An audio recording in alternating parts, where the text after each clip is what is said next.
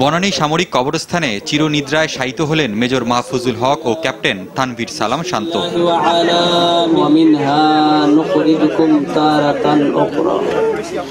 রাঙ্গামাটির পাহাড় ধসে নিহত চৌকস দুই কর্মকর্তাকে সেনাবাহিনীর পক্ষ থেকে দেয়া হয় যথাযথ মর্যাদা।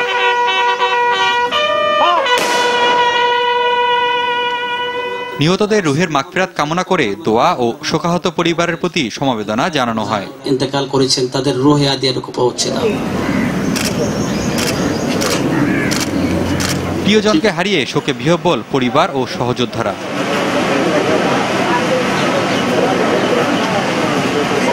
এদিকে মেজর মাহফুজুলের গ্রামের বাড়ি মানিকগঞ্জের সিংগাইরে নেমে এসেছে শোকের ছায়া। এই ছেলেটা হারায় যাওয়াতে আমাদের এলাকার প্রচুর ক্ষতি হয়ে গেছে। ছোট সময় থেকে খুব ট্যালেন্ট ছিল, ছাত্র হিসেবে খুব ভালো ছিল, খারাপ কোনো কিছু ছিল না, লিপ্ত ছিল না। বাড়িতে আসলে গ্রামের সবার খোঁজ খবর নিতেন যে কে কেমন আছে না আছে।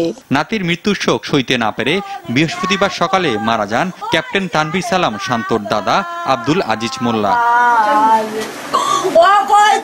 সবার সাথে সালাম টালাম দিত, এলাকায় সব বাড়িতে আসা যাওয়া করতো, আমাদের বাড়িতেও যাইতো, খুব ভালো ছিল। বগুড়ার আদমদিঘিতে সেনা সদস্য শাহিন আলম চঞ্চলের বাড়িতেও নেমে এসেছে শোকের ছায়া। রাঙ্গামাটিতে পাহাড় ধসের ঘটনায় উদ্ধার কাজে অংশ নিতে গিয়ে দুই কর্মকর্তা সহ সেনাবাহিনীর 5 জন নিহত হন।